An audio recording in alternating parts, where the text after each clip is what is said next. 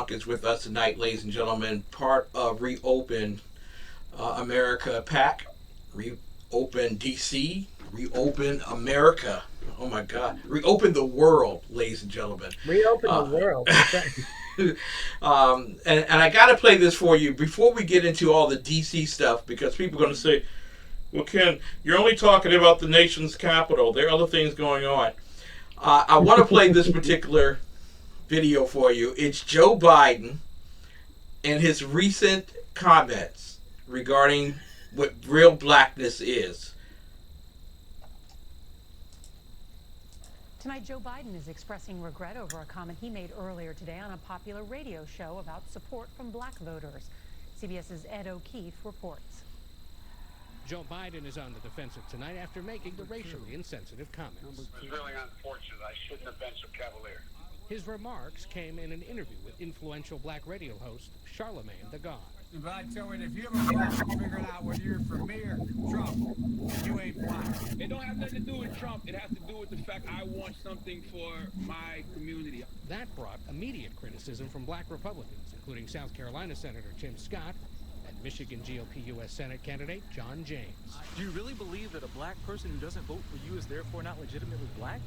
CBS News polling shows Biden is supported by 9 in 10 African-American voters nationwide.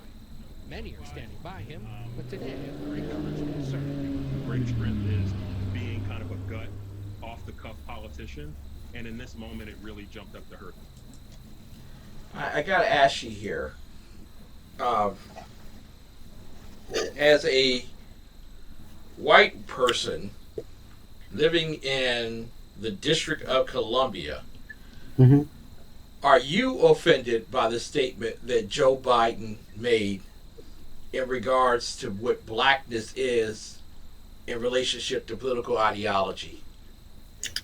I don't know any person of logic that would not be offended by the idiocy of that statement. To suggest that your race is somehow predicated on your vote not only is an insult to black people, it's an insult to white people. I mean, Joe, where do the Chinese fall in? Where do the Asian vote fall in?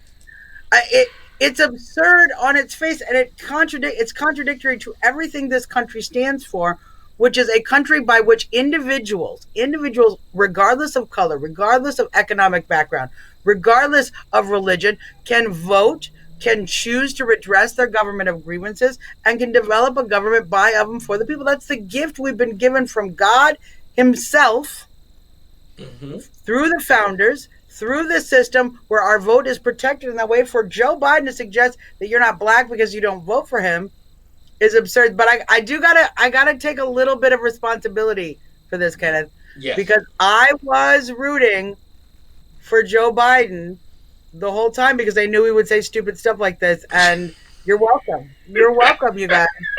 You are enjoy the show. Thank you. Enjoy the show. Great job. But in the District of Columbia, we know that to be true. That Right. people literally walk around and say that your blackness is not the color of your skin, it's who you vote for. And real black people don't vote Republican. So when you talk about ReOpen DC, are they also irrationally thinking that if you were a black person, you would not want to reopen DC? Now, I think that's where the Democrats are going to lose their shirts in this election, Kenneth.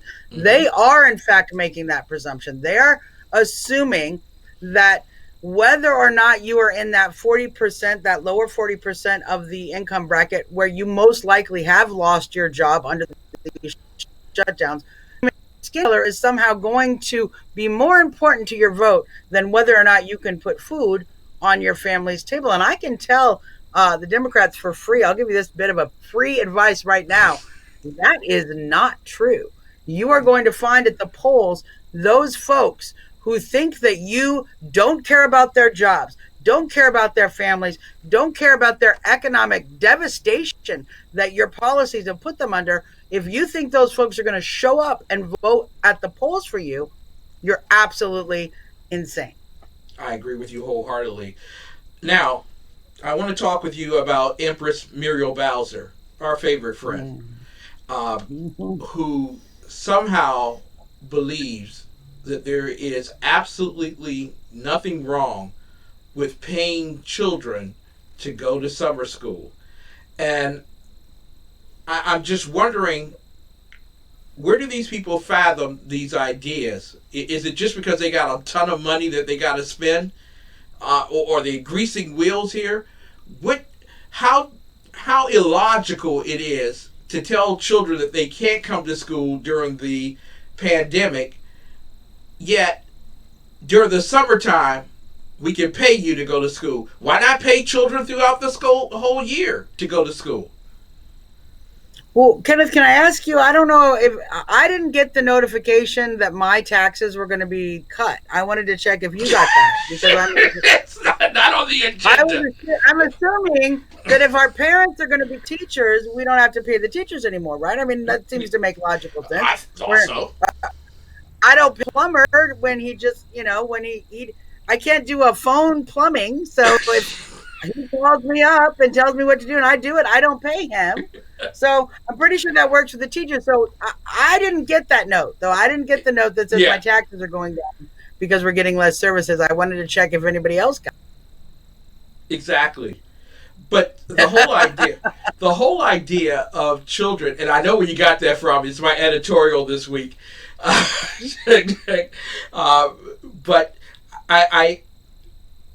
I'm thinking that we're abusing children here. We're making them afraid. Have you seen the CDC guidelines? Let me just say, have you seen the guidelines that they're trying to put on our children going forward? Mask, daily repeated messages about how the virus is going to kill you.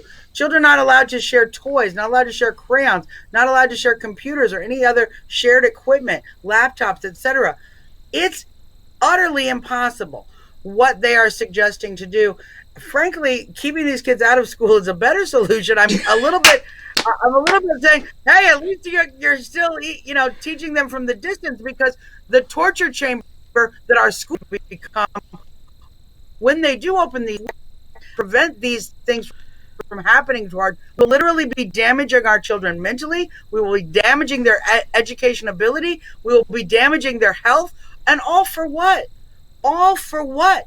There is no evidence. And I call on Muriel Bowser, I call on all of these governors, show us the evidence that shutting down saves even one life. Show us the evidence that wearing masks is preventing anyone from getting the virus. There is no evidence to prove these facts. There is certainly no peer-reviewed evidence. There is certainly no evidence that has been put through the ringers of science. They have no basis to continue these policies. If we allow this to happen to our children, we are allowing state-sponsored child abuse. 100%. I agree with you wholeheartedly. Yet, where is the outrage? Is it because we vote Democrat as black people that there's no outrage? Is that it? Are we expected to have the low expectations of affirmative action, where wherever the state says we have to go with? I'm just wondering here, what is the value of our children in the District of Columbia?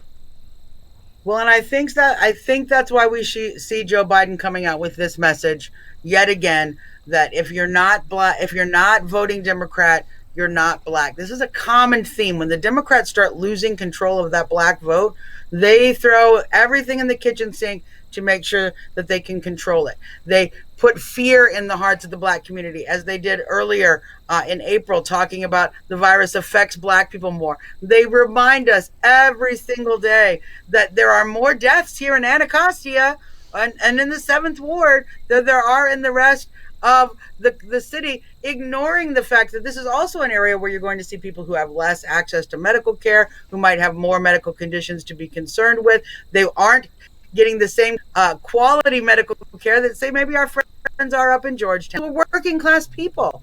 You can't afford that kind of stuff. It's basic and simple, but they want to put fear. Then, of course, Ahmaud Arbery. We have to start putting the racism.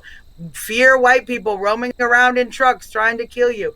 And now, once again, they want to fear being rejected by your friends and family who vote Democrat.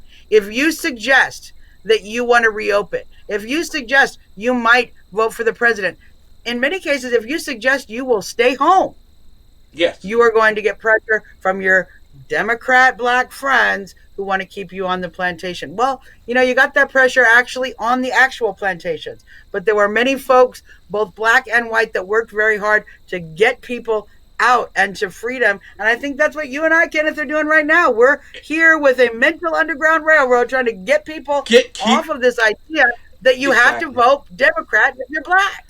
Exactly. Here's my query to you regarding the fact that Muriel Bowser, Empress Muriel Bowser, all hail, as she takes us there, that literally they're going to spend $10 million in the District of Columbia to give nonprofit 501c3s the power to do contact tracing. Literally, churches, ministries, your next door neighbor will be watching you. Isn't this a very dangerous thing, first and foremost, to begin with? And why do we want individuals like these to do contact tracing? It is beyond dangerous because it, one, does not meet the goal stated. You cannot, I want to be very clear, you cannot determine through contact tracing where you got the virus. They can use my little phone and track me. They can track me. They can track you. They can find out when we were near each other. What they can't find out is if you gave me a virus, or if it was somebody else who has not yet been tested who gave me the virus, or I contracted it from a family member. They can't see the virus go from me to anyone else, or vice versa. So they're not going to be able to track the virus. They're just going to be able to track us. This is literally just an opportunity for our government to increase surveillance upon us with absolutely no benefit whatsoever.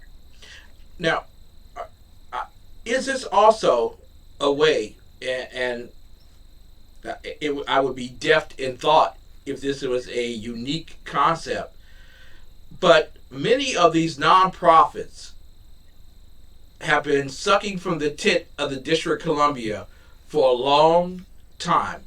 And now the District of Columbia reports that it has lost more money in the first 2 quarters of 2020 during the fiscal year than they actually have reserves in the bank for. So we're literally a broke, busted, and disgusted city. Right. So many of these nonprofits can't draw from that tit anymore. Is this their way of subsidizing the upcoming elections and bribing individuals to vote certain ways? I just want to be as candid. I can't see any other reason for this. This is the same thing we're seeing with inflating the COVID death numbers in the hospitals and then getting that revenue. They're balancing the budgets many states have not kept their hospital supplies up to capacity. They're balancing those budgets on that. They're using this. The Democrats have failed economically again and again. They are using these stimulus packages to bail themselves out of repeated failure. And we see it in California, claiming their bankruptcy is coming. We see it in Illinois. We see it here in the district. But Kenneth, I just want to say I'm so glad that we still had $113 million for the rail car, right? Because I mean, that's what's important. We need to make sure that rail car that doesn't go anywhere goes another few nowheres. I mean, I'm so glad that Muriel is thinking of all of us to make sure that our rail car, our precious rail car that nobody likes, is protected. $113 million, and yet she reports that we can't balance our budget. Is it right for McConnell, Senate Majority Leader, to say he's not going to bail out the district, New York City, LA, and so on? Should those cities receive subsidy from the federal government? No. It's kind of like when you're a young person, say you're in your 20s, You've racked up your credit card debt. You went to college. You got all the credit cards that they handed you at college. You racked it all up. You realize, I can't pay for all this stuff. Yeah. Now, should your parents keep paying for your credit card bills, allowing your credit continue to be bad, continuing to not be able to get yourself out of that? Or should you file for bankruptcy, clear your own name, and move on with your economic life as an adult? This is what we are doing to our states. We are expecting Uncle Sam, rich Uncle Sam, to just keep pouring money into these holes, but we never deal with the consequences of our actions, and we never change those actions. So it never gets any better, and we keep wasting money. We've got to cut that off at some point. We've got to stop giving the wayward child that money. We've got to grow up as a nation. These blue states, these progressive states, have got to grow up fiscally and take responsibility for what they've done. Muriel Bowser has left a letter. Well, she would never write the letter, but Chief Financial Officer DeWitt has written a letter basically that states that no monies have been selected yet in terms of budget cuts for 2021 or potential tax increases. Why won't Muriel Bowser say during any of these press conferences that taxes must go up in order to cover the expense that she has incurred from shutting down all the revenue coming into our state or our district? Very simply, if she admits to people that taxes are going to have to go up, people will want to reopen. And then I want to do what I want to do, and Muriel doesn't want to do what I want to do. She wants to continue to help her Democrat friends keep control, continue to pressure and put economic down pressure on this economy to undermine the president, to undermine the future of Americans so that they can make us more and more addicted to government. We see even in the open states, we have businesses that are operating on 50% capacity, and I've said it once and I'll say it another 100 times. 50% open is 50% closed. Yep. No business can operate on 50% capacity. So that is not a solution. We are going to see this phased process. This is how they're going to drag out the destruction of the country and make us more and more dependent on government handouts. They're going to drag it out with this pretense that they're reopening, when in reality what they're doing is continuing a version of those policies that are causing the devastation in the first place. Suzzanne Monk with us tonight. She is part of ReOpen America PAC. You can find her at reopenamerica.org. Suzzanne, there are those who haven't come to grips yet with the fact that we have 40 million Americans right now who are unemployed. And in the District of Columbia, there are at least over 40,000 unemployed individuals that have not received one COVID-19 unemployment check. And Muriel Bowser has been at this since February. Is this acceptable? What price should she pay? And is this going to be a permanent damage to the DC economy? No, it's not acceptable. What price she should pay is an immediate removal from office, but we're not going to get that.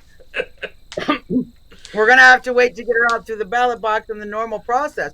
But that being said, we are going to see, as I said earlier on my post today, Muriel Bowser came out with an 80-page report on how she's going to reopen DC and put us back into the 80s. Back to the 80s level of crime, back to the 80s level of poverty, back to the 80s level of decay and destruction in our city. And I find all of that unacceptable. And frankly, all those, what did you say, 40,000? 40,000 DC? 41. 40,000. Yep. The folks that haven't yet received their check, it was 40,000, is that what you said? Yep, over 40,000. Yeah, I'm going to call on each and every one of those folks to vote against the party that did this to you. It's not just Muriel.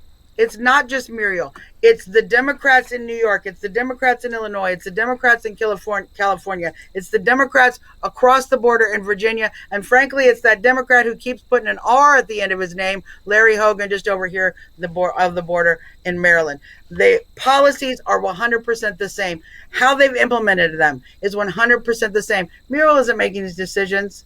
She's just copying what her friends are doing. But we as citizens have to stand back to that. We deserve better in the nation's capital than a puppet government run by the DNC. Reopen America, your PAC, is essential to shining a light on the fantasy politics of the left. But it's also a tool in terms of educating the population that they are being manipulated, isolated, and literally damaged in a permanent sense. We are literally 3 weeks, if this continues to go on, at a point where we would have lost as a city $2.5 billion going into the tourist season, meaning that we could absolutely lose $3 to $4 billion because of the tourist heist. Yeah. Why aren't people from ReOpen America out there telling people this stuff? Where are you? Why aren't you saying this stuff and scaring the bejeebers out of people? We actually are seeing, it's funny because we are seeing protests, we're seeing rallies, we're seeing events all across the country. We're seeing people become awake more and more. We also see a constant pressure by the mainstream media to create fear, to create a constant sense of fear, which is one of the reasons I'm so concerned at the policies we're trying to impose upon our children, because the daily fear that those young people will have to endure is like watching CNN during the pandemic all day long. This is the kind of panic we're going to give our children. That not only is that unhealthy for us, fear, it decreases our immune system, it reduces our ability to sleep and rest and digest food. None of those things are good, but it certainly is going to give our children this idea that we as adults are crazy. How are we going to how are any of our children going to trust us again if we send them into this environment? We as adults, we as citizens, we as rational people have got to start pushing back and continue to push back on the message. And every time turn off that TV, turn off the mainstream media, do some research, talk with your friends, talk with people. People can get information much more rationally, much more logically than that carefully packaged, fear-coded news we see coming out of the television and coming out of even local news. I can barely get to the weather anymore because of the propaganda that you have to endure just to know whether or not it's going to rain. Speaking of which, there is the young lady who used to do co-anchor with Jim Vance. I can't think of her name right now. And when you listen to her deliver the news, I'm thinking after the first 10 minutes, we should be already at Armageddon and preparing for the second coming. It's all going to die. But the real situation is this. We've allowed a government to tell us what to do. And the costs, long term, are going to be great. I want to broach with you before you go one of the big costs, and that's the risk of teen suicides, children suicides. It's happened here in the district. It's happened in other places around the country where children who are used to being in a social environment have been shut off and they're killing themselves. Your thoughts? Is it irresponsible for our mayor to say we're doing this to save one life, yet allowing a multitude of lives to go to the wayside? I want to just point out that she has not provided any evidence that any of these policies that she has issued has saved one life. So I want to first start on calling her to actually provide that evidence, because I haven't seen it. No one in the district has seen it. We haven't seen it across the country. But just to speak to your point about children, as adults, we are seeing increased alcoholism. We are seeing increased domestic violence here in the district already. We're seeing increased crime already occurring in the district. And that's how adults are handling it. Yeah. Children are not equipped to handle these periods of stress and this confusion and this lack of structure and normalcy. They are equipped far less than we as adults are. So, of course, we're going to see young people more likely to commit acts of self-harm, all the way up to suicide. I want to include acts of self-harm. We're going to see more cutting. We're going to see more self-abuse. We're going to see more teen alcohol abuse, more teen drug abuse, more teen promiscuity. Yeah. When kids do not have that stability in their lives, that sensible pattern that makes sense, they don't have the ability to have hope, and they risk their lives. This is why we see generational problems with gang violence, because we see young people who do not feel that they're ever going to turn 20. They're ever going to turn 21. And you just told all American children that not only do they not get to graduate, but we might just all die. We might just all die. We don't get to graduate, and then you took the jobs that they were going to be able to come out and get. You took an economy that was roaring, that was strong, that was literally going to support their dreams. You took all of that, and you have left them now with low employment opportunities, if any, and no hope for the future for those careers that they were moving forward to, and colleges that won't even be taking people in campus in the fall and doing distance learning. So the hope of the future that is so important to those young people, to our teenagers, is being destroyed, is being decimated, specifically by the policies we see the Democrats issue. And they will have the lives on their hands, the destroyed dreams on their hands, the incarcerated young people who turn to a life of crime, the teenagers who get pregnant too soon and form families before they are able, and those children and the effects those children get from this shut. This is going to be generational impact, and it's the mayor, it's these governors that are doing it. You know, the sad thing about that, two things, and I thank God for you coming on tonight. We'll be talking more succinctly over the coming weeks with you coming on our program. But two sad things. Number one, that the churches bowed out. When they were most needed, they ran. And the second thing about this is that the idea of hope that we should have as a nation, unfortunately, the only person who's possessed it throughout the entire pandemic was a guy who has been pillared at 1600 Pennsylvania Avenue, because he does have hope for regeneration of our particular state and country. How can people contact you with ReOpen America? How can people participate in the June 7th event that you have in Washington, D.C.? Well, if you go to reopenamerica.org, every single page we have there is going to have a contact submission so that you can sign up for our newsletter. We're going to send you our calls to action, our events, things that we're doing, successes. You're going to get all that information on a regular basis. You can also go to the events page right there, and that's going to tell you about events that we specifically are organizing or coordinating, our leadership, our group, and our team that are putting together. We're going to be putting up some Pennsylvania events, Michigan events, Virginia, and Maryland. But right now is our beautiful ReOpen DC 2.0, and that will be June 7th. We're doing it on a Sunday, 2 to 4 p.m. So, let's go get a little Jesus, and then let's give a little Jesus to Muriel. We're going to come and meet at Freedom Plaza right across from City Hall, or as I like to call it, the Church of the Immaculate Deception. Well, since we talked about at the very beginning being black and being Democrat, I assure you that every black church in the District of Columbia will be closed on that Sunday because Donald Trump wanted them to be open. Just saying. Yeah, isn't that sad? Isn't that what's tragic? Is that we're not God wants you to be open, but Trump wants you to be closed. Who won, black churches? Who won? You're listening Suzzanne to Monk. Donald Trump more than God. You gotta question yourself, folks. You gotta when you put anyone before God, you gotta question yourself. Suzzanne Monk, ladies and gentlemen, what a great joy always to have on the program. We look forward to your return in the coming weeks. Ladies and gentlemen, you know what we gotta do. We gotta make some money, and the only way we can do that is by selling stuff.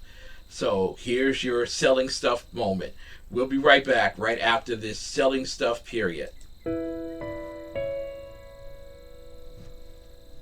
I started the Armed Citizens Legal Defense Network in 2008, and we put this together for